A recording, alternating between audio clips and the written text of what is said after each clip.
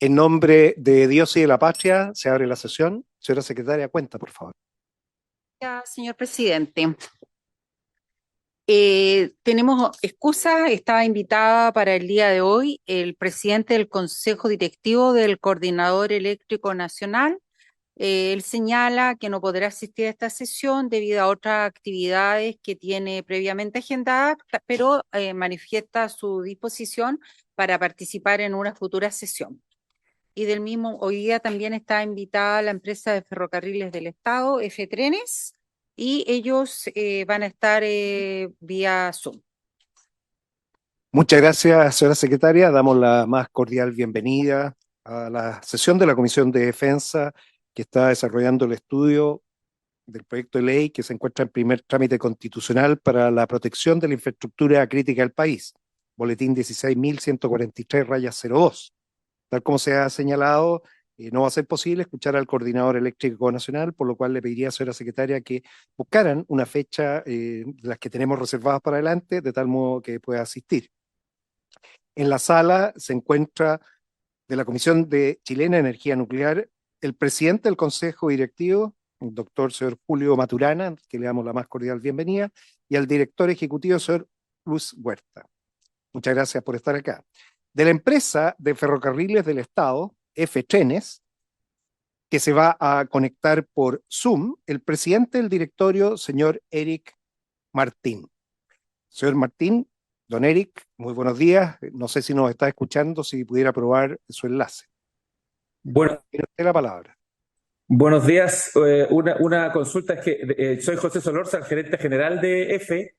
Eric Martin tenía una reunión con el ministro de Relaciones Exteriores y está viniendo, o sea, está cruzando en estos momentos la Plaza de la Constitución. Entonces, no sé si le podemos esperar o en su defecto la presentación la haría yo.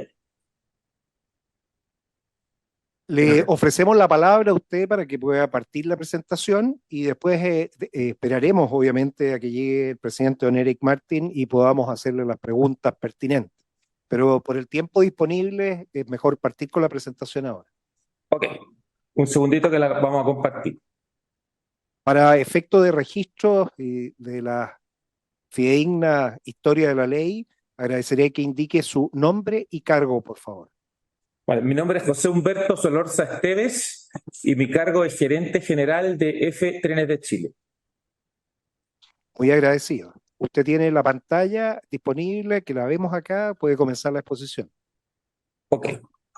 Bueno, lo primero quería empezar comentando que nuestra empresa F Trenes de Chile corresponde a la histórica empresa de los ferrocarriles del Estado, que por decreto ley número 1157 de 1931 fija el texto definitivo de la Ley General de Ferrocarriles del Estado a través del Ministerio de Fomento, ¿no? Bueno, y por el DFL1 del 93 se fija el texto refundido, coordinado y sistematizado de la Ley Orgánica de la Empresa de los Ferrocarriles del Estado a través del Ministerio de Transporte y Telecomunicaciones. Como grandes cifras importantes, queremos comentar que las cifras consolidadas del 2022 nos arrojan una cifra récord de pasajeros transportados, que fue de 55.958.146.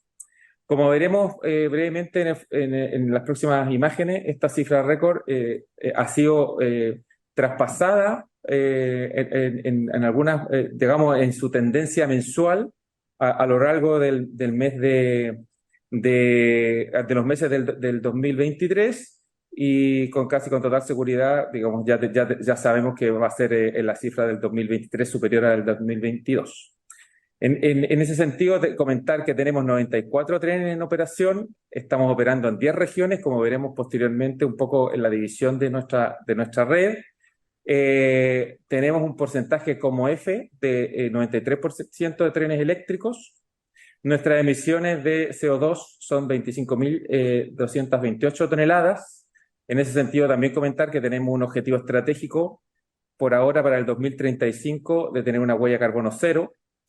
Y luego comentar que la carga promedio mensual transportada en el 2022 fue de 783.409 toneladas. Esto también comentar que a través de un contrato con dos empresas de porteadores que son FEPASA y Transap. La empresa está actualmente conformada por 1.871 trabajadoras y trabajadores. Tenemos un ingreso total por negocio no tarifario de 13.000 millones de pesos y tenemos 961 empresas proveedoras para con estas cifras dar una magnitud de nuestro negocio actual. Solo mencionar que lo que entendemos por negocios no tarifarios son todos aquellos que no provienen ni del transporte de pasajeros ni del transporte de carga, que son mayoritariamente negocios relativos al patrimonio inmobiliario que tiene la empresa. Como comenté hace unos minutos, aquí hay digamos, un diagrama de cómo tenemos dividida la red. En esto es importante mencionar el tramo del norte, Arica-Visviri, que es parte del tren Arica-La Paz, y que este servicio corresponde a lo referido en el tratado entre Chile y Bolivia de 1903, si mal no me equivoco, 1904, ¿no? Y que fundamentalmente nos exige mantener la vía en condiciones operables entre Arica y Visviri, que es donde está la frontera, se use o no se use. En ese sentido, comentar que en la actualidad el 100% de la carga proveniente de Bolivia y la poca que va hacia Bolivia se transporta por camiones. Sin embargo, es nuestro deber contractual mantener la vía en condiciones operativas.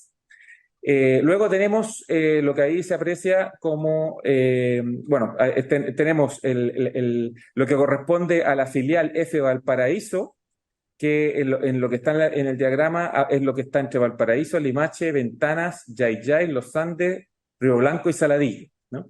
En ese sentido, lo que aparece en verde es lo que se conoce como históricamente como Merval o el Metro de Valparaíso, que es el servicio de trenes que tenemos entre Valparaíso y Limache, y luego el resto de la red es la que actualmente operamos fundamentalmente con carga. En ese sentido también comentar que en la actualidad existe un proyecto de ampliación de Limache a La Calera, que está en proceso de estudio. Acaba de llegar nuestro presidente, por lo tanto, si quieren, ¿sigo? Vale. Entonces, eso es lo que corresponde a la red de F Valparaíso. Luego, la tercera filial, F Central, la red corresponde en lo que está entre, bueno, en el diagrama, aproximadamente entre Batuco y Chillán, ¿no? Y en ese sentido, destacar que tenemos un servicio similar al de Valparaíso-Limache entre Alameda y Nos, que es un servicio de transporte urbano, muy parecido a lo que sería un metro, y además socialmente se percibe como un metro.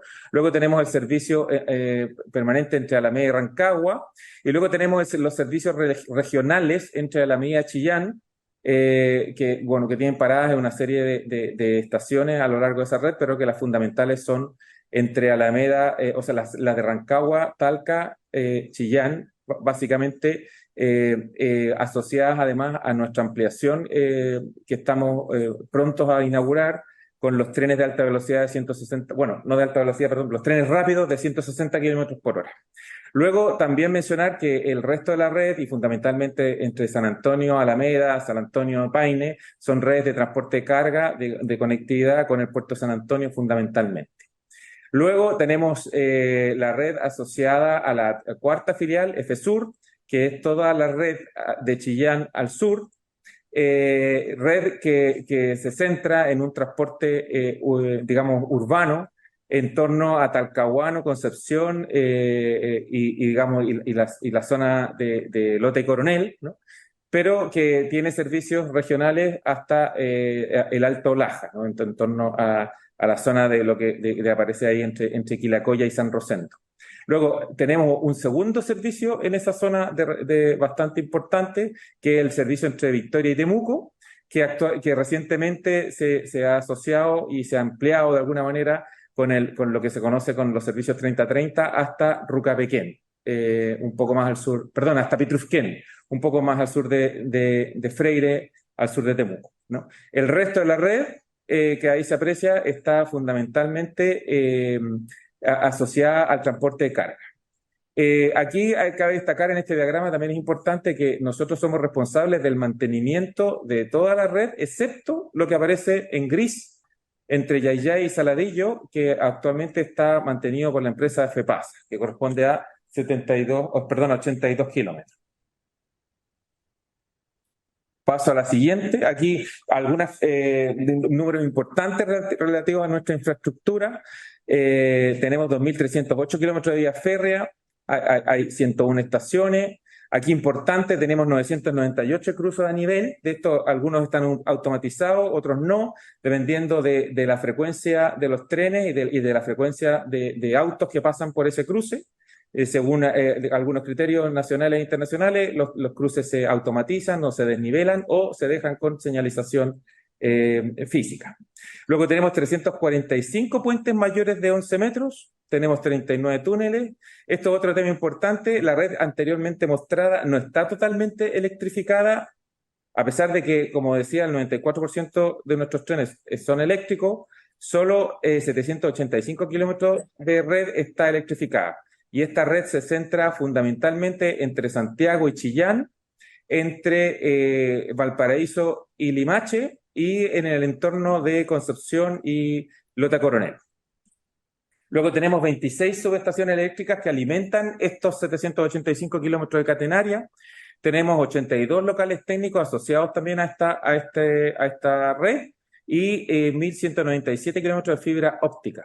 Que en conjunto, digamos, sirven a los 94 trenes de pasajeros que sí son todos eléctricos.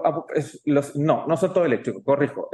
Hay 3 trenes, los de Victoria-Temuco, que están en una zona en que no hay catenaria y por lo tanto esos trenes, por esa situación especial, son trenes diésel.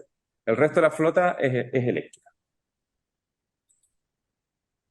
Luego aquí tenemos un diagrama, un segundo que no lo veo entero, pero bueno, lo veo acá.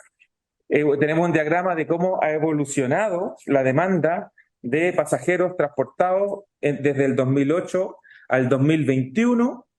Como se aprecia en esta gráfica, hay un fuerte incremento de la red en torno al año 2016, incremento que se asocia a la inauguración de nuevos servicios fundamentalmente, servicios asociados, por ejemplo, a Merval, a lo que se conocía antiguamente como Merval, que ahora es F Valparaíso, también a las ampliaciones en F Central, al tren Santiago-Nos, por ejemplo, y a ampliaciones en torno a lo que antiguamente se conocía como Biotren, que ahora es F Sur. Pero, tal como se aprecia en dicha gráfica también, a partir del año 2019, digamos que asociado a los eventos sociales de la época y, por supuesto, a la pandemia, se produce una disminución notable de la demanda. Sin embargo, y también es importante destacar, nuestra empresa es de las primeras empresas de transporte, si no la primera, que recupera su demanda de pasajeros rápidamente después de el inicio de la normalización de la pandemia. De hecho, no exactamente después de la pandemia, sino que inicia su normalización antes por lo podríamos llamar inicio de término oficial de la pandemia.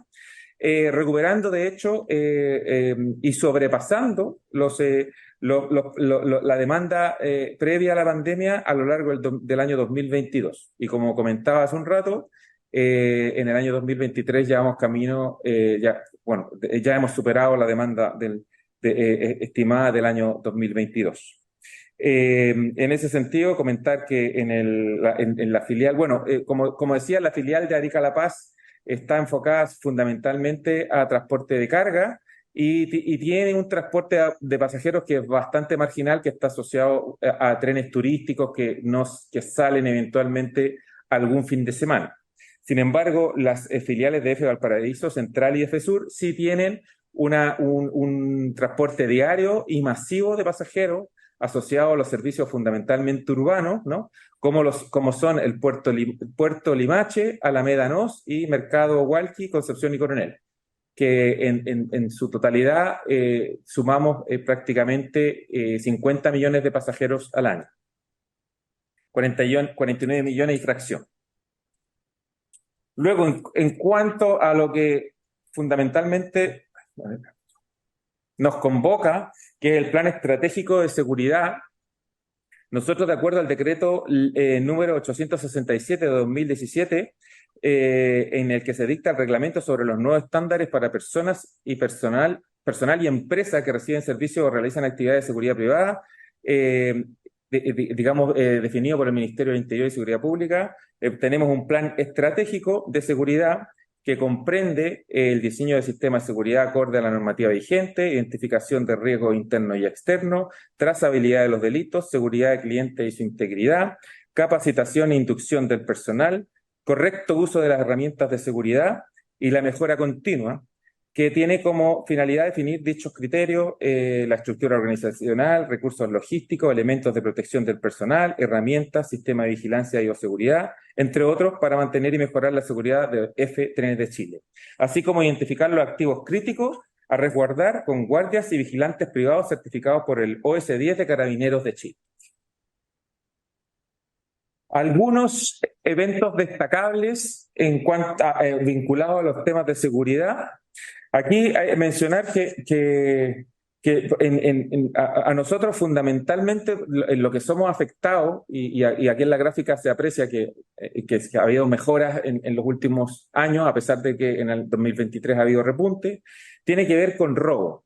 Fundamentalmente sustracción del hilo de contacto, del cable mensajero, del acumulado del hilo de contacto y el acumulado del cable mensajero, que son componentes de lo que se conoce como catenaria, que es el hilo aéreo de contacto eléctrico a través del cual los trenes son alimentados por energía eléctrica, ¿no?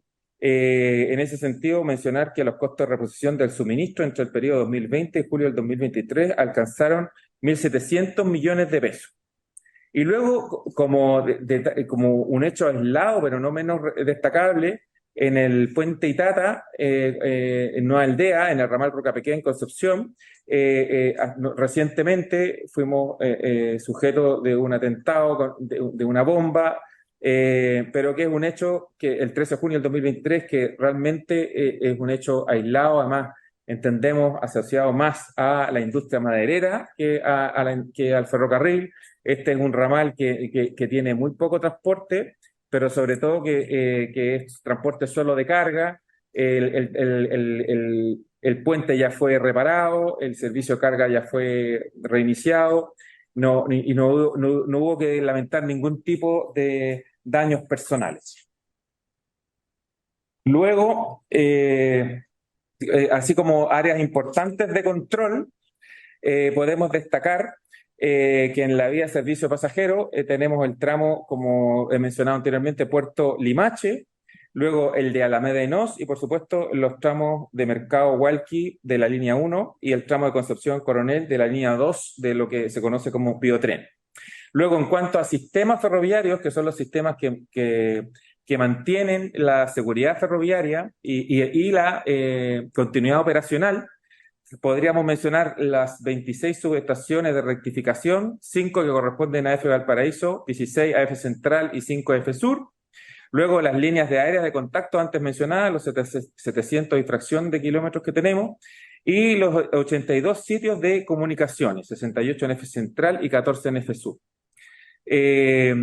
Cabe destacar que en cualquier caso, el impacto que pudiera tener una afectación de estos sistemas es fundamentalmente la detención del tren, ¿no? Y en algunos casos la incomunicación. Esos son los impactos fundamentales. Y luego tenemos la infraestructura más crítica desde la perspectiva nuestra de empresa de ferrocarriles que transporta pasajeros y carga, que son los puentes, sobre todo en el tramo San Fernando-Chillán de la región O'Higgins, Maule y Ñuble, luego los tramos entre Mercado Hualqui y entre Concepción y Coronel, entre los cuales está el puente Biobío, por ejemplo, y luego el tramo Coyipulli-Victoria, que es donde damos actualmente el servicio de Victoria Temuco. Bueno, perdón, esta es la zona conocida como zona roja, entre otros. Y esa sería nuestro resumen de la situación actual de EFE en cuanto a infraestructura crítica.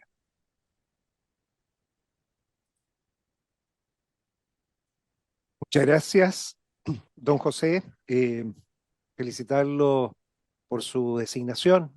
Nos habíamos enterado el año pasado de que llegó con su experiencia previa, especialmente en el desarrollo de trenes de alta velocidad.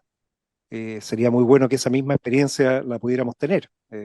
Yo voy a dar primero la palabra a la senadora y senadores de la comisión para hacer las preguntas, para poder entrar a debatir en detalle aquellos aspectos que son relevantes para este boletín. Se ofrece la palabra.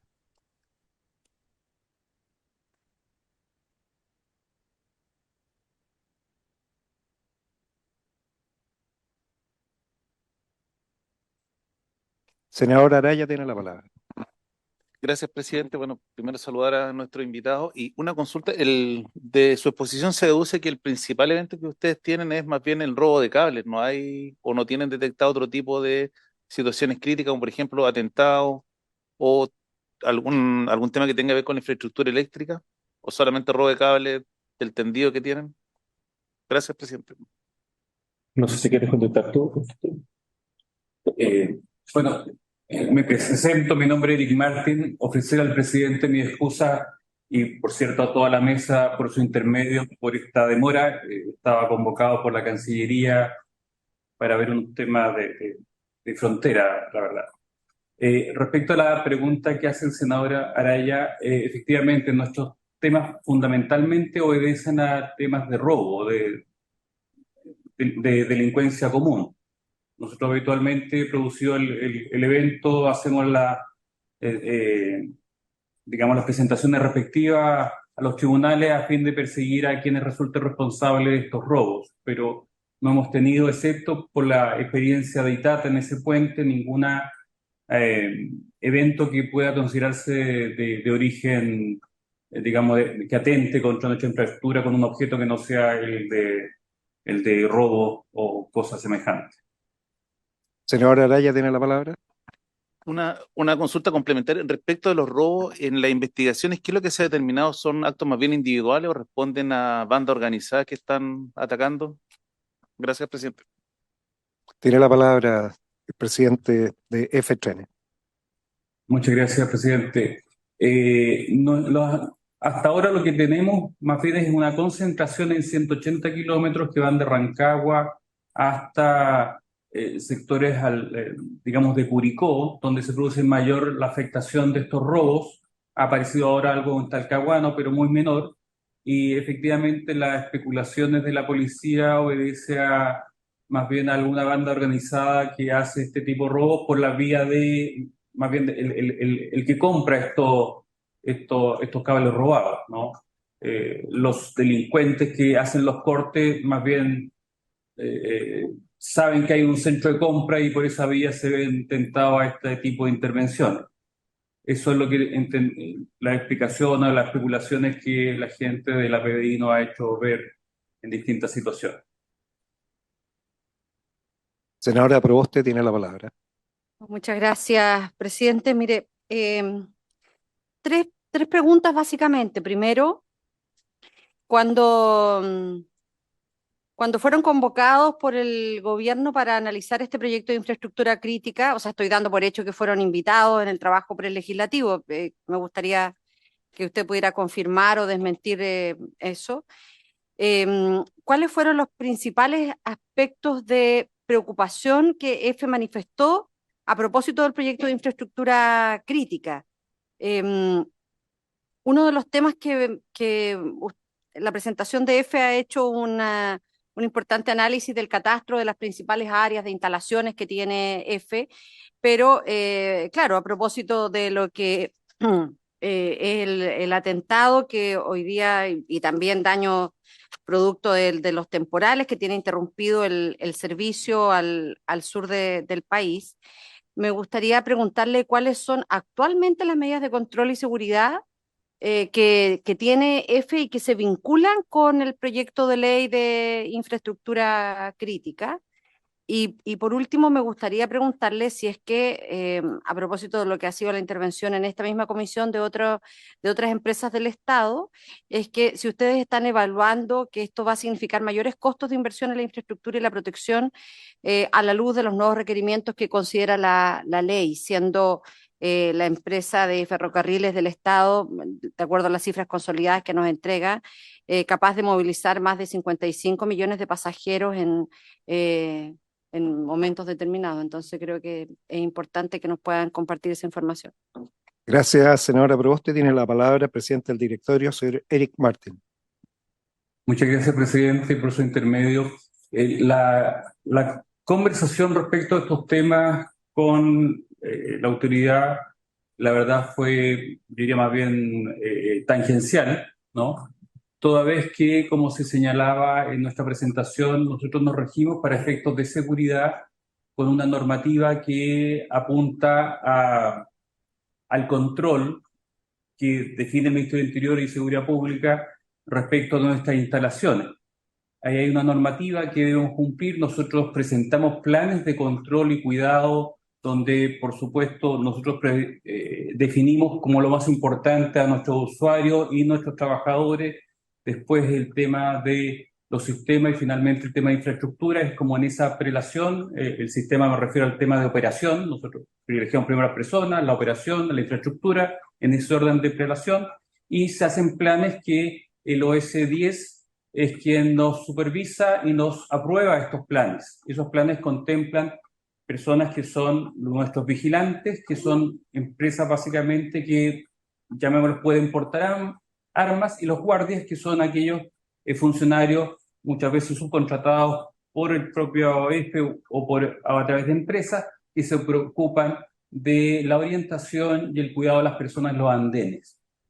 Por supuesto, estas intervenciones también contemplan una revisión de 24/7 desde el punto de vista de las noches, cubrir nuestra infraestructura y cuidar de actos más bien vandálicos, yo diría más que de otro orden.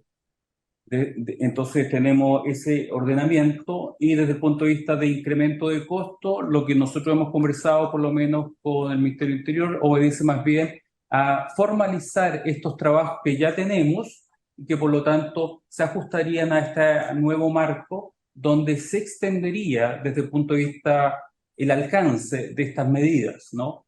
Porque también en esta conversación que ya mencionaba hace un rato, se nos indicaba respecto a las emergencias producto de temporales o actividades que son más bien de carácter de la naturaleza, estaban más bien concentradas por las normativas que, se me olvida el nombre, la ex, o digamos lo que antes era la ONEMI, que por ahí nos ordenábamos respecto de los eventos producidos por la naturaleza, y que esto más bien tenía un alcance asociado a intervención de terceros que pudieran atentar contra nuestra infraestructura, donde, como ya señalaba nuestro gerente Solorza, el hecho puntual que hemos detectado en este tiempo ha sido este atentado a un puente en Itata, y lo que ha ocurrido con alguna frecuencia, más que a la infraestructura, al transporte de carga de madera y celulosa en el sector Victoria, hacia el norte hay otro, Coyipulli. Ahí hay un sector donde sí se ha reportado alguna digamos, atentados contra la circulación de los trenes, pero orientado más bien a ese tipo de transporte. Y orientado al robo. Muchas gracias, señor Martín. Me gustaría saber, y ahora yo voy a hacer la pregunta, ¿en qué condiciones F-Trenes requeriría del apoyo de las Fuerzas Armadas para proteger alguna de sus infraestructuras, en su planificación, en el análisis de riesgo y amenaza?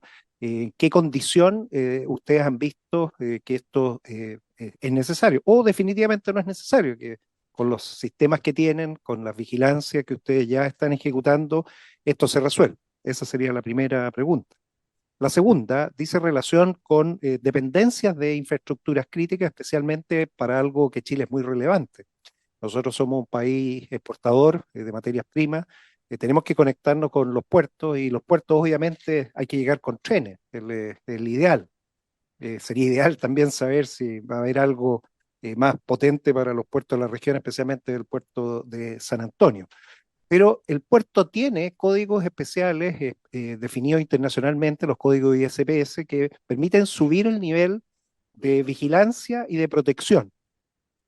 Por lo tanto, la pregunta es si ustedes están preparados como infraestructuras críticas interdependientes de ellos, que se conectan, entran, ingresan, a asumir los mismos niveles. O sea, si están considerados que en la planificación de ustedes, la operación con otras infraestructuras críticas, los sistemas de seguridad conversan, y si en esa condición también se requiere la Fuerza Armada. Y finalmente, un tema no menor es el de las fajas viales. La faja vial es un recurso del Estado escaso y que está siendo tomado, usurpado, y está limitando, obviamente, el poder hacer uso de la capacidad de los trenes. Me gustaría saber en qué condición está eso, cuánto terreno está ocupado y qué es lo que tienen previsto para recuperar aquello que es del Estado para permitir el desarrollo del país. Muchas gracias. Gracias, presidente. Respecto a la primera pregunta, nos sentimos tranquilos con las medidas de seguridad que se están tomando. Si ustedes de la exposición se desprende también que el 90% de nuestro tráfico de pasajeros ocurre en una dimensión de menos de 150 kilómetros. Entonces, en ese orden de idea, efectivamente nos sentimos tranquilos desde el punto de vista de las instalaciones. Ahora, efectivamente, ante situaciones, diría yo, anormales, por supuesto que estar custodiado o cuidado por la Fuerza Armada siempre es bienvenido, pero desde el punto de vista de la cosa cotidiana, nosotros tenemos la tranquilidad de que en ese sentido nuestra prioridad, que son nuestros pasajeros, nuestros usuarios, en estos 150 kilómetros se encuentran bastante bien atendidos. Cargándome un poquito hacia la segunda pregunta, nuestros trabajos apuntan fundamentalmente a poder, por ejemplo, evacuar rápidamente la estación ante siniestros como incendios, terremotos o situaciones semejantes. Por lo tanto, todo nuestro trabajo está orientado desde ese punto de vista de seguridad de personas a poder mantener y resguardar la integridad física, ¿no?, de todos nuestros usuarios. Lo que se mencionaba ahí de las 101 estaciones, efectivamente, donde se concentra mayor cantidad de población, son del orden de 30 estaciones, donde los cuales, por supuesto, está presente nuestra gente nuestros guardias, nuestros vigilantes. Así que en ese sentido, con esa perspectiva, entendemos que podemos cubrir razonablemente su seguridad y la de la infraestructura. Si tan solo por una experiencia más bien reciente, el tema del puente sobre el río Biobío, que ha sufrido más bien embates de la naturaleza por las crecidas que ha tenido el río, nos ha interrumpido, pero desde el punto de vista de las inversiones que se están haciendo, el 2025 debiéramos tener una infraestructura de puentes que nos resolvería el problema de infraestructura, particularmente en ese trazado.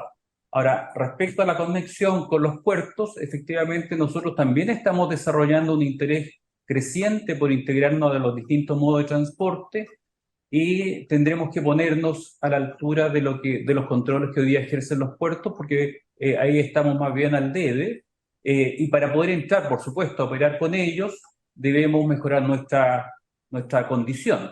Ahora, no obstante eso, en el puerto de San Vicente nuestros trenes pueden entrar, y también estamos haciendo algo parecido en Coronel, que es un puerto privado, pero que tenemos la infraestructura y entiendo el interés de estas empresas para poder ser parte de la cadena logística de exportación. Respecto a la última pregunta de las fajas fiscales ocupadas. Sí, tenemos un problema grande ahí, presidente, y efectivamente lo estamos atendiendo vía tribunales para pedir el desalojo de esta faja. Yo tengo el juicio personal, para no comprometer al directorio, ¿no?, de que se había desmejorado la vigilancia sobre nuestra faja. La demanda de estos terrenos que aparecen a veces medio desprotegidos no había tenido la intensidad que nosotros estamos colocando precisamente para la recuperación de la faja existente. Y también hay faja que es de propiedad de ferrocarriles, donde se han levantado los rieles, a la cual también estamos apuntando a recuperar.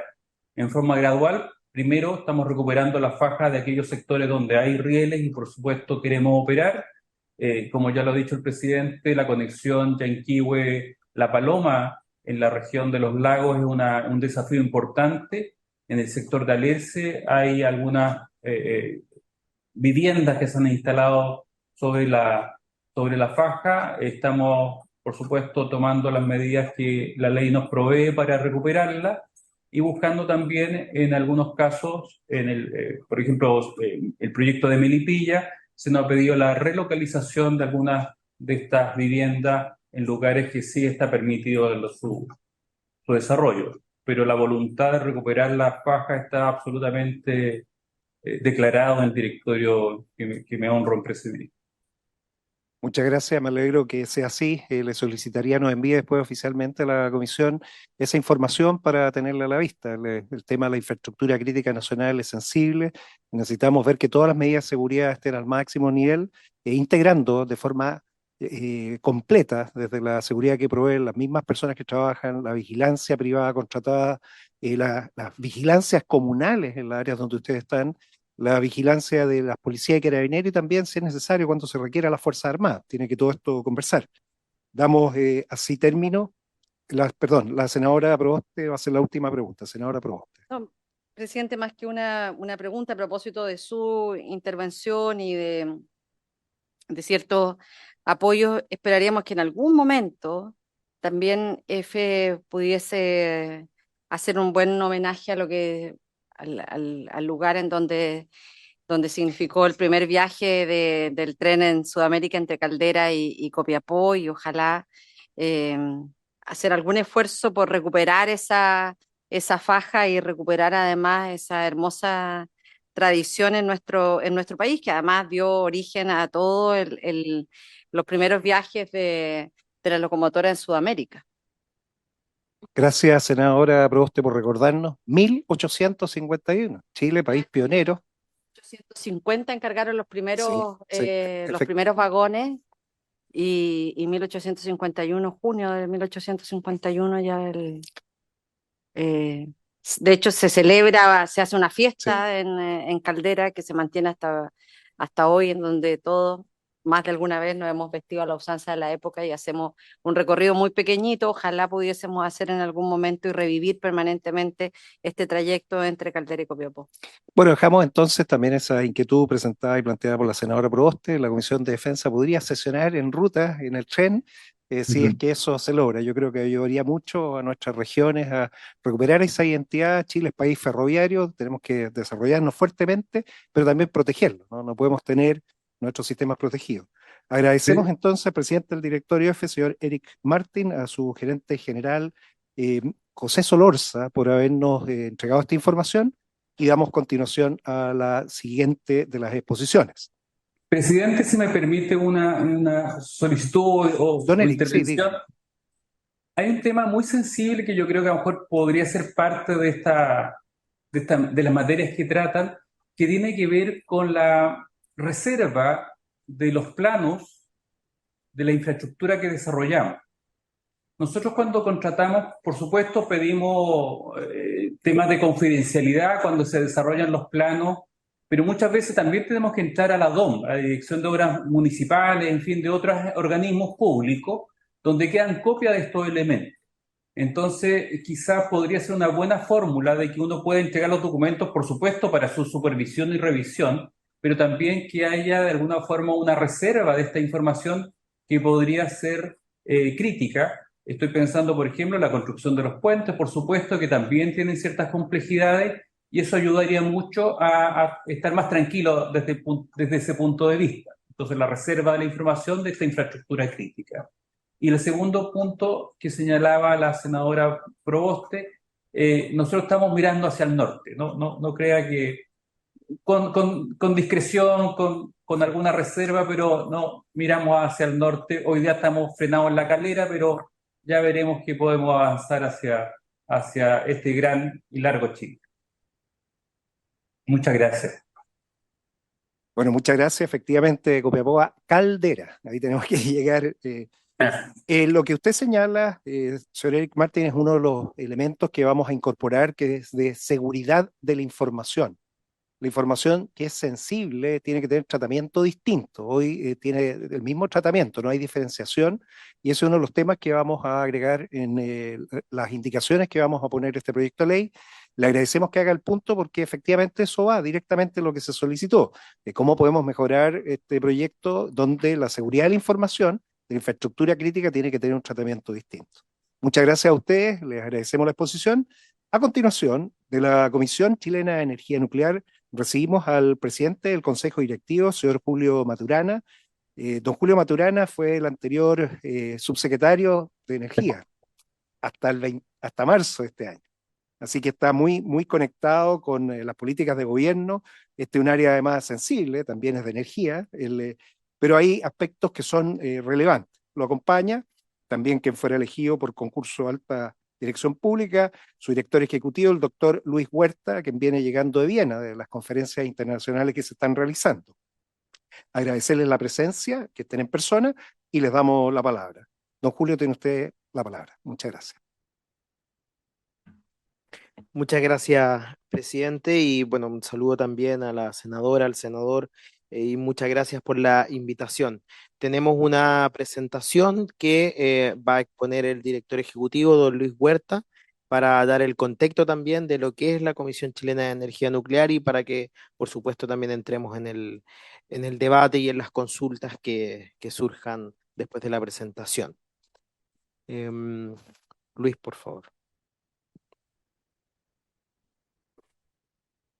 Bien, muy buenas tardes ya, senador, senadora Araya.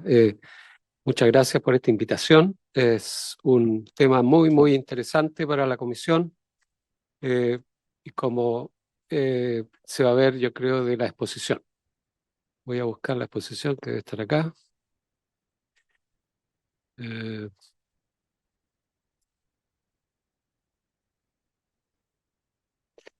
Ok, y ahí está. Muy bien, a propósito de fechas, me gustaría comenzar diciendo que nuestra comisión está cumpliendo 60 años el próximo año. Fue creada como la Comisión Nacional de Energía Atómica el año 64, una comisión presidencial y que se convirtió en la Comisión Chilena el año siguiente. Nuestro reactor, la facilidad más importante, está cumpliendo 50 años de funcionamiento ininterrumpido también el próximo año. Por lo tanto, es una fecha que a nosotros nos interesa visibilizar. Me voy a permitir dar una introducción lo más breve que pueda de lo que es la Comisión Chilena de Energía Nuclear. En primer lugar, destacar que hay un marco legal que constituye nuestra base de funcionamiento. Es una ley justamente la que crea la Comisión Chilena de Energía Nuclear en 1965, que le da a esta comisión la facultad y la obligación de preocuparse de todo lo que tiene que ver con la energía atómica y los materiales fértiles, fisionables, radiactivos y en general materiales de interés nuclear. Esa ley años después, aquí está, es complementaria. Esa ley además incluye entre los materiales de interés nuclear el litio. Y por lo tanto nuestra comisión también tiene un papel en la regulación, control y fiscalización de la extracción y uso del litio. Así es. Y años después se constituye la Ley de Seguridad Nuclear, que establece los mecanismos para la regulación, supervisión y fiscalización de las actividades relacionadas con los usos de la energía nuclear, los usos pacíficos y también el uso de los materiales radiactivos. Por lo tanto, es el mandato que el Estado le ha entregado a la Comisión, es precisamente preocuparse de los temas desde la energía nuclear hasta el uso de las radiaciones ionizantes. Y eso abarca distintos ámbitos, como voy a mostrar lo más rápido que pueda. Digo que, en primer lugar, la Comisión Chilena de Energía Nuclear es un organismo público que depende del Ministerio de Energía, es lo que uno llama un instituto tecnológico de investigación público. Por lo tanto, tiene un rol tecnológico de apoyo al Estado en los distintos ámbitos que tienen que ver con energía nuclear y no solamente en los temas de regulación, sino que también en la generación de los planes de investigación y desarrollo y la ejecución de esos planes cuando le compete. Por lo tanto, nuestro ámbito de acción son las ciencias y tecnologías nucleares y por lo tanto, justo con hacer I+D en ciencia y tecnología, desarrollamos aplicaciones, productos y servicios y esos cubren desde la salud hasta la energía, pero pasando por el medio ambiente, la agricultura, los alimentos, materiales, minería. Esos son los ámbitos en los cuales las tecnologías nucleares tienen un rol y el reactor nuclear participa en gran parte de esta función. Me voy a saltar esta lámina, es una explicación de qué es lo que entendemos por la ciencia y tecnologías nucleares, que por supuesto van desde la fisión a la fusión, y naturalmente nuestro reactor es un reactor de fisión, pero obviamente lo que hacemos es lo que hace Chile en su reactor nuclear es fabricar neutrones. Y los neutrones son nuestro activo para hacer muchísimas cosas, desde la preparación de radiofármacos hasta la modificación genética de especies vegetales. Bueno, ya lo he mencionado respecto a la regulación y fiscalización, tanto en el ámbito de protección radiológica como en los ámbitos del litio. Y nuestra gobernanza se constituye por un consejo directivo. Aquí está presente nuestro presidente del consejo, y este consejo tiene representantes del Ministerio de Energía, nuestro ministerio mandante, del Ministerio de Salud, del Consejo de Rectores y del Ejército, del comandante jefe del Ejército, del comandante de la Armada y de la Fuerza Aérea. Y nuestra gobernanza interna está llevada a cabo por un director ejecutivo que tiene delegada la facultad de gestión de la institución y está constituido por 5 divisiones. Las divisiones que yo llamaría del negocio en un esquema amplio son investigación, producción y servicio y seguridad. Respecto a las instalaciones, y aquí vamos entrando entonces en el terreno que a ustedes les interesa, la Comisión tiene 2 centros nucleares que están en la región metropolitana, un centro de estudios nucleares en La Reina, al final de Bilbao, un Nueva Bilbao, en el borde de los cerros, en Las Condes. Se llama La Reina por la reina, no por... Y eso tiene que ver con el origen del reactor nuclear, un reactor nuclear de tecnología inglesa. Tenemos otro centro en Lo Aguirre, camino al Valparaíso. Ahí también hay otro reactor nuclear, pero es de los 2 reactores nucleares, el único que está en operación actualmente es el reactor nuclear de La Reina. El reactor nuclear de Lo Aguirre desde los 90 no funciona, está en lo que llamamos parada prolongada, pero siempre bajo control y fiscalización. Debo comentar que los reactores nucleares permanecen bajo control internacional, nacional e internacional hasta que se desmantelan. Por lo tanto, este es un reactor que, si bien no tiene un núcleo radioactivo, sí, obviamente, si alguien coloca un núcleo, efectivamente puede operar como reactor. En Lo Aguirre hay una planta de fabricación de nuestros combustibles. Eso yo siempre lo destaco porque no son muchos los países que fabrican su propio combustible para los reactores. Chile lo hace desde los años 90 y con una tecnología muy compleja que generamos el combustible en nuestro reactor de La Reina. Tenemos en La Reina un ciclotrón dedicado a la producción de fármacos, esencialmente para tomografía de positrones, y menciono nuestra participación en el Tratado de Prohibición de Ensayos Nucleares, que es la organización que lo comanda, es el CTBTO, que también tiene sede en Viena y que Chile es signatario junto a otros países.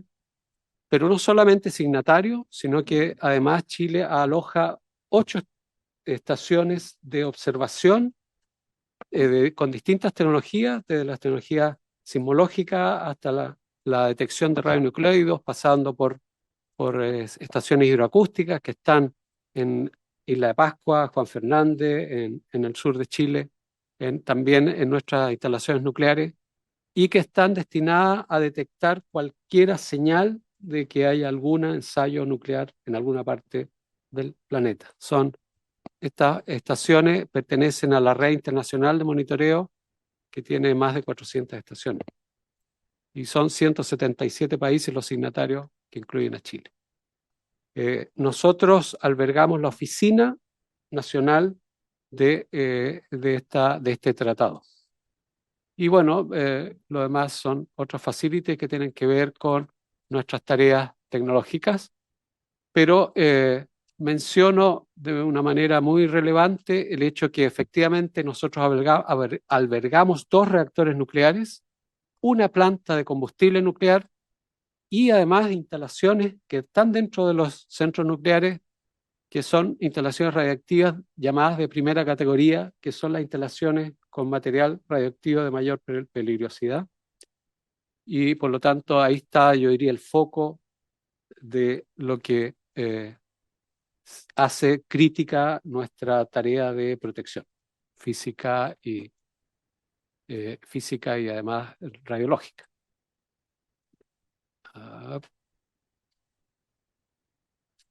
Rápidamente, no los voy a latear con esto. Seychelles está en salud.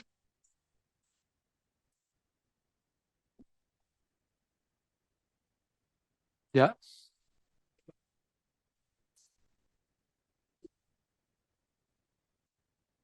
Sí, yo creo que no sé por qué la lámina no coincide.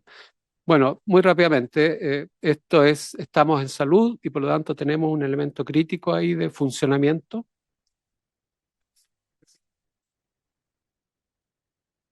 ¿No?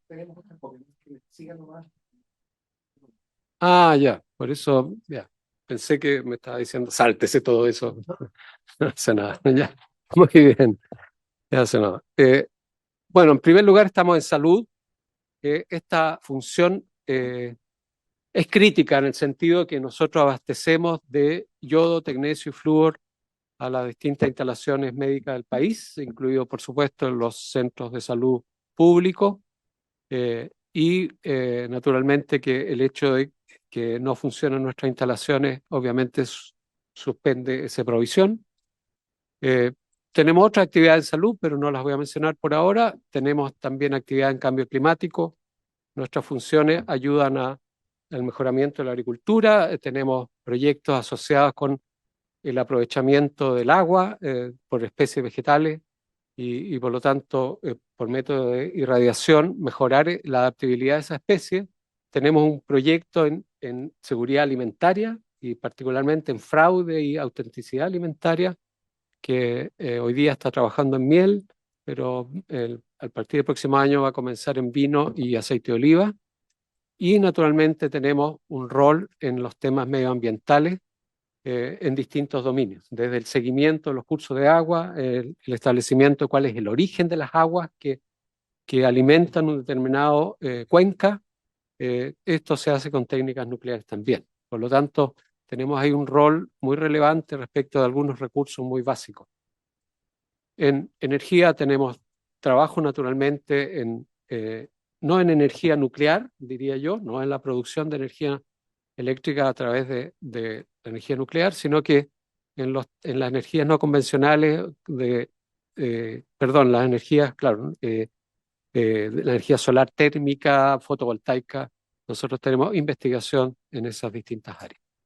Y por último, tenemos laboratorios que trabajan en física de plasma, irradiaciones pulsadas y en particular en fusión nuclear. Y por lo tanto también ahí hay un trabajo, yo diría, muy interesante que abarca desde los ámbitos propios de la física fundamental hasta aplicaciones en nanosatélites, propulsión de nanosatélites con la Universidad de Chile y además algunos proyectos en temas de salud a partir de plasmas.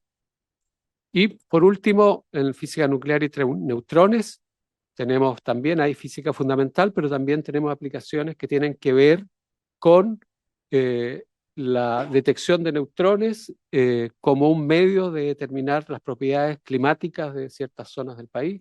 Y hoy día hay un proyecto Fondesit, financiado por ANID, que es una campaña a nivel nacional para detectar los neutrones que vienen en rayos cósmicos y esos neutrones nos permiten determinar cuáles son las propiedades climáticas, agua, temperatura, etcétera, de las distintas zonas. Por lo tanto, tenemos un ámbito muy amplio de actividades. Este es el decreto. Efectivamente, el decreto ley de 1976 declaró de interés para la seguridad nacional las instalaciones nucleares y estableció que son recintos militares y se otorgó la responsabilidad legal de la vigilancia de los accesos y del perímetro de los centros nucleares a las Fuerzas Armadas, en particular al Ejército de Chile. Actualmente, el Ejército de Chile efectivamente custodia nuestros centros nucleares. De hecho, el centro nuclear de Lo Aguirre es parte de una instalación militar. La zona que pertenece a la Comisión Chilena de Energía Nuclear está en comodato hasta la década del 40, pero el personal militar efectivamente está solamente en los perímetros y en los accesos. O sea, no tiene autorización personal militar para ingresar a las instalaciones por efectivamente las salvaguardias de todo tipo asociadas con los materiales nucleares y radioactivos. Es el Regimiento de Policía Militar el que está a cargo de esta función. Y entiendo que se creó ese regimiento a propósito de la custodia de los centros nucleares en los 80. Bien, nuestras dos instalaciones nucleares, bueno, tenemos 4 instalaciones nucleares que son las que están acá. El reactor nuclear en operación en La Reina, el RECH 1, que es un reactor que funciona a 5 megawatts de potencia térmica. El reactor nuclear que está en parada prolongada en Lo Aguirre es de 2 megawatts. En Lo Aguirre está la planta de fabricación de elementos combustibles del tipo que nosotros tenemos en el reactor de La Reina. Y hay un laboratorio de conversión que hoy día no está en operación, pero sí obviamente está bajo salvaguardia, que es un laboratorio que nos permite obtener el uranio que se utiliza en los elementos combustibles a través de la conversión de otros cristales con mezclas de uranio. En las instalaciones radiactivas de primera categoría dentro de la comisión está el laboratorio de ciclotrón, un laboratorio de irradiadores de La Reina que tiene 3 cabezales, 2 cabezales de cobalto y un cabezal de cesio, y que se utiliza principalmente para la irradiación de sangre para uso médico y también para investigaciones. El laboratorio de metrología de radiaciones ionizantes, que es un laboratorio para la calibración de los dosímetros y que es un laboratorio secundario, por lo tanto, secundario no quiere decir poco importante, es uno de los pocos secundarios que hay en el mundo y está en este momento bajo acreditación alemana. Este laboratorio es clave para el aseguramiento de los tratamientos médicos y los dosímetros que usan las personas, tanto en el ámbito médico como industrial, efectivamente indican lo que la actividad radiactiva que efectivamente está ocurriendo. Menciono que justamente este año se está adquiriendo una nueva fuente patrón de cobalto para este laboratorio de metrología. Tenemos una instalación de desechos radiactivos en La Reina que sirve para el procesamiento de estos desechos. Tenemos en el caso de Lo Aguirre un laboratorio de procesamiento de uranio, lo que llamamos la planta pilota, que funcionó hace algún tiempo en un proyecto con Codelco en la búsqueda de uranio, yo diría un par de décadas, una década y media atrás. En Lo Aguirre también existe una planta de irradiación multipropósito que tiene una fuente de cobalto de alta actividad y que se dedica a la irradiación de alimentos, principalmente semillas, té y papas, toda clase de alimentos, pero también alimentos congelados para exportación, salmones, mariscos, etc. Tenemos un laboratorio de radioquímica, también en instalación radiactiva de primera categoría, también en Lo Aguirre, que es donde se llevan los radioisótopos que fabrica el reactor y se marcan con las moléculas que se utilizan para los diagnósticos y tratamiento de cáncer. En Lo Aguirre también tenemos una instalación de desechos radiactivos similar a la de La Reina. Uf.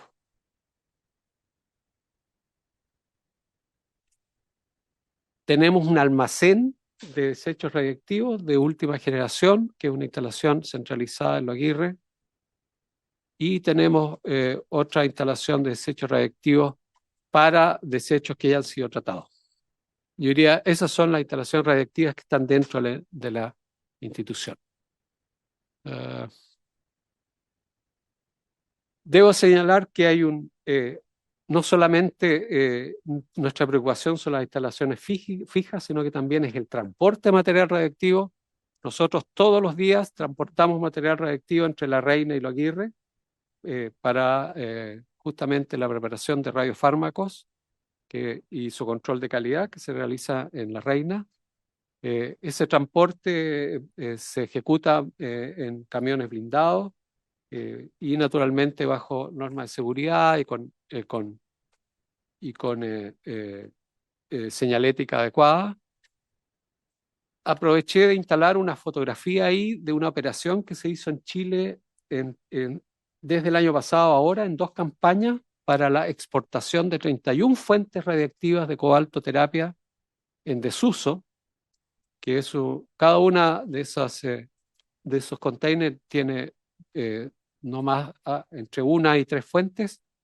Es la mayor exportación que se ha hecho en la historia del mundo de cantidad de fuentes. Este fue un proyecto financiado íntegramente por la Agencia Internacional de Energía Atómica, un proyecto de 10 millones de euros, con una empresa alemana, pero también con la participación de nuestros profesionales. Pero además menciono que este es el típico ejemplo de una operación crítica que requiere la participación de personal de muy diversas entidades, naturalmente la policía, las autopistas, aduana, la Dirección General de Aeronáutica Civil, porque se exportan por avión, etcétera, etcétera. También la Agencia Nacional de Inteligencia. Por lo tanto, es una operación que requiere una preparación muy detallada antes de ejecutarla y que toma, por supuesto, varios días, si no varias semanas. Esta concluyó muy exitosamente hace 2 meses atrás.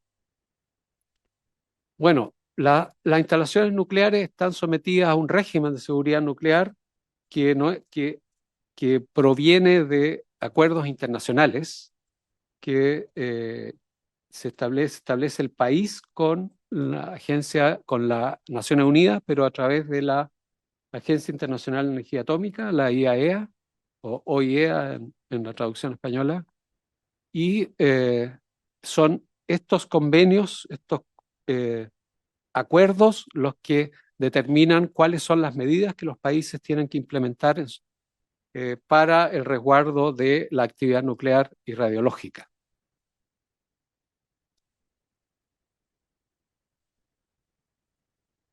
Todas las instalaciones de la SECHEN, y aquí en primer lugar, las instalaciones de la SECHEN son sometidas a un proceso de licenciamiento que es bastante largo, que requiere documentación, por supuesto, criterios de estándares de calidad, pero también una contabilidad del material, la calificación de los operadores de estas instalaciones, la calificación de los oficiales que supervisan las operaciones, los operadores de los oficiales de protección radiológica, etcétera, etcétera.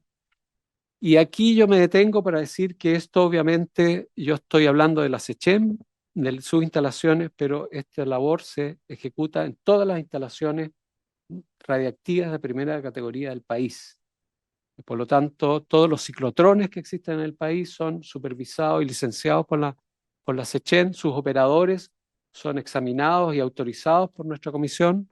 Las instalaciones de gammagrafía industrial de las distintas empresas que lo utilizan, sea en instalaciones fijas o equipos portátiles, son licenciados uno a uno por la comisión a través de un proceso riguroso, largo, que tiene procedimiento establecido. Por lo tanto, las instalaciones radiactivas del país no solamente están dentro de nuestros centros, sino que están repartidas a lo largo del territorio y naturalmente sometidas a nuestra fiscalización y regulación permanente. Bueno, ya lo anticipé, hay unas fotos que no voy a comentar. Por último, señalar que todos los países estamos sometidos a la salvaguardia de los materiales nucleares y eso es una contabilidad muy estricta al nivel del microgramo en algún tipo de materiales que son de larga vida media y que se reporta anualmente al OIEA, a la Agencia Internacional de Energía Atómica, la cantidad de material que hay, dónde está exactamente, y periódicamente la agencia hace visita a los países para revisar si efectivamente lo que los países declaran efectivamente existe y está y exactamente en las cantidades que se señalan. Naturalmente que el propósito de esto es evitar que estos materiales tengan un uso no pacífico y por lo tanto sean derivados a otras actividades. No, yo creo que voy a dejar hasta aquí la presentación. De todos modos, ya lo destaqué. Todo lo que el país hace en estos temas de seguridad surge de nuestras leyes, pero nuestras leyes a la vez responden a estas convenciones internacionales y que Chile ha sido uno de los países que ha ratificado, está dentro del conjunto de países que ha ratificado el mayor número de convenciones de seguridad de las Naciones Unidas en los temas nuclear y radiológico. Presidente. Muchas gracias, doctor Luis Huerta. Se ofrece la palabra al presidente del directorio, don Julio Maturana. Don Julio, adelante. Sí, muchas gracias, presidente. No, solamente para hacer una pequeña corrección que mientras estábamos viendo la presentación, el decreto que ustedes estaban interesados y que estaba en la presentación dice 1527, es 1507, solo también para que quede en acta, solo aquello y por supuesto estamos atentos a todas las preguntas o consultas que se puedan realizar. Gracias, presidente.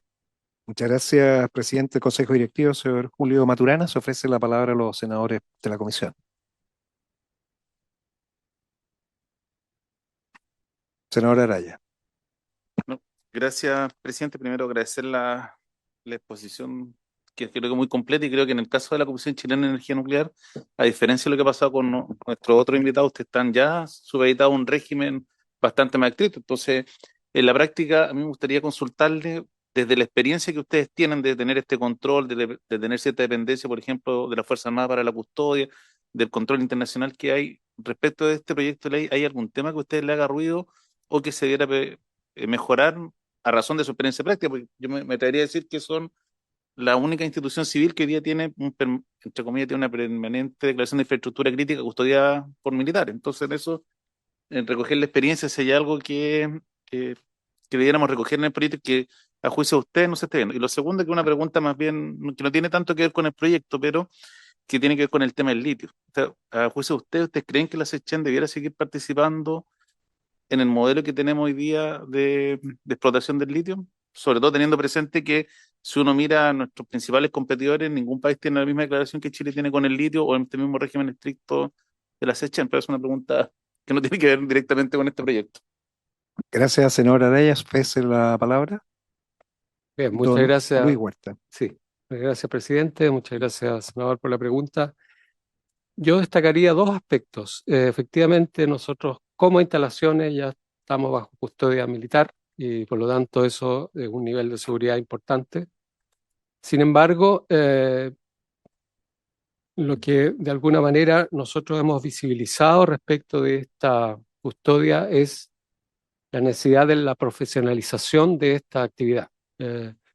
El personal militar es algo que también se lo he hecho saber al comandante del Regimiento de Policía Militar, lo conoce también, lo hemos comentado en la reunión del Consejo, y porque este personal rota muy frecuentemente, y por lo tanto el nivel de especialización que a veces nosotros le otorgamos a este personal, debo decir que en varias ocasiones se ha enviado personal militar a preparación en los temas de protección física de instalaciones nucleares en Viena y en otros países, también financiado por Viena o por la Agencia Internacional de Energía Atómica. Sin embargo, este personal vuelve, está un periodo y después es destinado, ¿no?, a otro lugar y se pierde esa formación.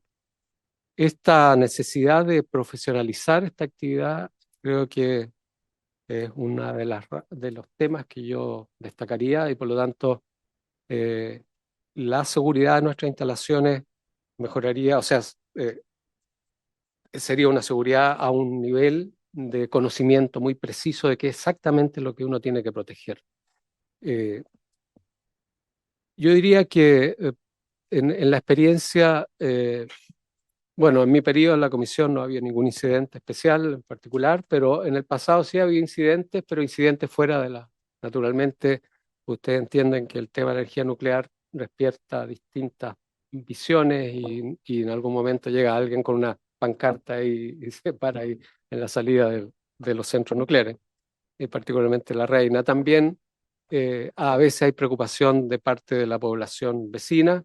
Sin embargo, el COSOC, el Consejo de la Sociedad Civil, tiene un rol muy importante en también dar seguridad a nuestra institución, porque hace que los vecinos se enteren de las actividades de la comisión y al revés, nosotros recibamos sus inquietudes y por lo tanto podemos trabajar con ellos. Pero destacaría un segundo punto, y son aquellas instalaciones radiactivas de primera categoría que no están dentro de nuestros centros nucleares y que revisten, en el caso de por ejemplo, la gama fría industrial basada en fuentes radiactivas, remiten no es la misma peligrosidad que tomarse un reactor, pero son materiales radiactivos y por lo tanto pueden provocar daño,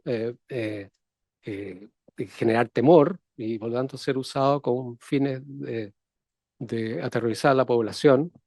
Y naturalmente que el control que nosotros hacemos no es de protección física, sino que es de protección radiológica. Nosotros nos aseguramos que los operadores de instalaciones, los pacientes, las personas que circulan alrededor de esos edificios no reciban ninguna dosis peligrosa de ningún tipo que sea daño para la salud, pero la protección física no es parte de nuestra función.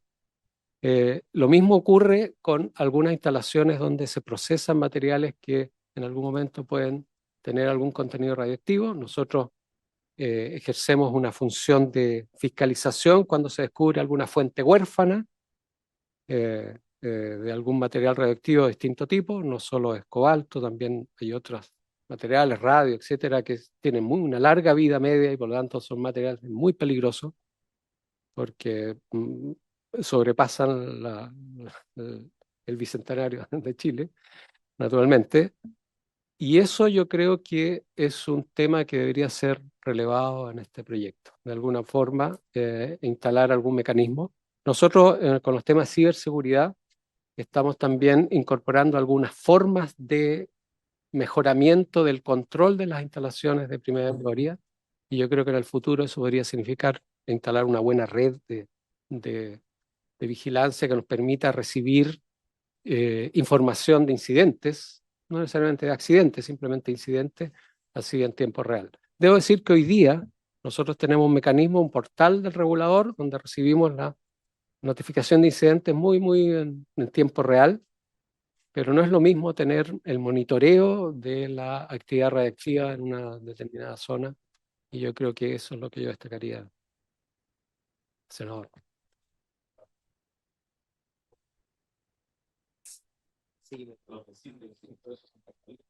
Sí. Bueno, muchas gracias, don Luis Huerta. A mí me gustaría lo mismo, o sea, en la misma línea, en los escenarios de una bomba sucia. ¿Qué protección debieran tener entonces las instalaciones que ustedes no están controlando para que este licenciamiento que se otorga considere también elementos de seguridad física y en qué nivel de alerta debieran tener fuerzas militares especializadas? Porque aquí estamos hablando también de trajes radiactivos, o sea, equipamiento que no es común. ¿Esto por qué? En la línea de lo que usted ya ha señalado, la necesidad de la profesionalización y de tener personas experimentadas, no solo para el caso de las dos instalaciones que ya hay, sino donde se deba concurrir esté esa capacidad preparada, entrenada, con personas con conocimiento y el equipo adecuado, que obviamente es parte de lo que vamos a discutir en esta ley. Eso es lo que me gustaría si usted lo pudiera explicar. Muchas gracias. Sí, comento que efectivamente nosotros trabajamos permanentemente con otras entidades, con carabineros muy frecuentemente, bomberos, con distintas, incluso con la Agencia Nacional de Inteligencia, en talleres, cursos que nosotros impartimos, pero que también se imparten con apoyo de expertos internacionales, entregando formación en estos aspectos. Y naturalmente, lo comento de manera personal, no veo muy factible que todas las instalaciones reactivas de primera categoría del país tengan un personal militar custodiando, pero sí el seguimiento en tiempo real con ninguna dilación entre el incidente y el conocimiento permite actuar rápidamente. Hay un consejo, el CONSER, Consejo de Seguridad frente a Emergencias Radiológicas, donde están todas estas entidades.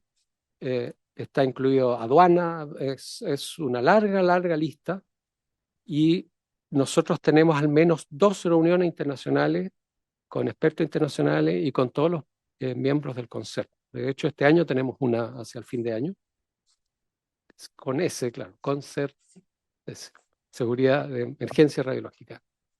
Y nuestro rol ahí y el rol del Estado es apoyar esta tarea, efectivamente, de una formación muy acabada en los temas de seguridad nuclear y radiológica de personal de carabineros, de bomberos, incluido autopistas también.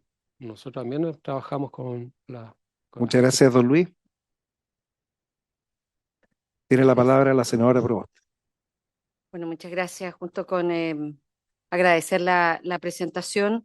Sin duda que hay un tema que me resultaba preocupante en la presentación, y porque, bueno, atendiendo el decreto especial que tiene la SECHEN, ¿cómo se abordan las dificultades en el proceso del acopio de los desechos? Ese es un tema que personalmente de los residuos radioactivos, si estos solos están siendo depósitos en tierra, si hay alguna evaluación de depósitos en el mar, eh, eh, y cómo desde la institucionalidad se abordan también la gestión de los residuos radioactivos desde el punto de vista de la seguridad, cuál es el marco regulatorio que tiene, y también para la SECHEN, si es que ustedes tienen alguna estudios que estén actualizados respecto de qué dimensiones les afectaría territorialmente una falla del reactor, a propósito de los 60 años y cuál es el alcance de la seguridad que actualmente brinda el personal del ejército, si es que solo es una seguridad perimetral en el marco de este decreto ley, si hay chequeo de personal, chequeo de las visitas. Lo decimos a propósito de los distintos ataques de los que hemos sido víctimas, no solo desde el punto de vista de la ciberseguridad. El EMCO, Ejército, Chile Compra, el más reciente, pero hay un sinnúmero. Entonces, ¿cómo es el chequeo a las visitas, a los pasantes, las prácticas, etcétera? Y si es que nos puede indicar cómo mejoraría los mecanismos de control este proyecto de ley de infraestructura crítica a la industria, a los equipos que hoy día ustedes tienen en las distintas instalaciones. Muchas gracias, senadora Proboste. Solicito el acuerdo para poder prorrogar 5 minutos, de tal forma breve, poder contestar, porque después tenemos otra comisión. Bien, se acuerda prorrogar 5 minutos. Adelante, tiene la palabra Luis. Le contesto a senadora y muy rápidamente al final la pregunta que me hizo senadora Araya, que olvidé contestarla sobre el litio. En primer lugar, efectivamente el tema de desechos es un tema importante. yo diría que nuestro país no tiene toda la legislación que corresponde y es un tema muy importante a relevar. Nosotros formamos un comité y para analizar y hacer propuestas en el tema legislativo del tema de desechos radioactivos. Y en particular hemos pedido la asistencia de una misión de expertos de la Agencia Internacional de Energía Atómica para ver por experiencia comparada cuáles son las distintas alternativas. Los países emplean distintas alternativas al respecto, pero debo decir que la expropiación de fuentes que mencioné hace un momento es una de las tareas muy importantes que Chile puede hacer para liberarse de desechos radioactivos. Esos desechos, de hecho, van a países para reciclaje y que nosotros no tenemos esa capacidad, solamente la capacidad de tratamiento. Pero la legislación tiene que ser mejorada y no tengo tiempo para hablar de los detalles, pero hay una serie de detalles en los cuales nosotros nos encontramos con decisiones que tenemos que tomar al olfato, en primer lugar. Sí. Punto, presidente, porque el director mostró una lámina de lo que había sido este traslado Sí. radioactivo. Me imagino que es el que vino desde Argentina, ¿o no? No, no, no. No, eso fue para la planta de radiación multipropósito. No, esto fue una operación que se hizo en septiembre pasado y ahora en mayo de este año. Bueno, para no interrumpirlo. Sí, no. Sí. Presidente, a propósito de este traslado que pasó por Atacama, uno de los temas que nos planteaban las autoridades locales es que no tenían ni conocimiento ni tampoco medios de respuesta frente a un eventual accidente. Entonces, creo que es un tema bien interesante de colocar una mirada en eso. Sí. Sí, eso fue para la fuente de la planta de irradiación de alimentos. Sí, efectivamente. No, la operación que describí se hizo con una norma máxima de seguridad. Fue muy, muy bien hecha, creo yo.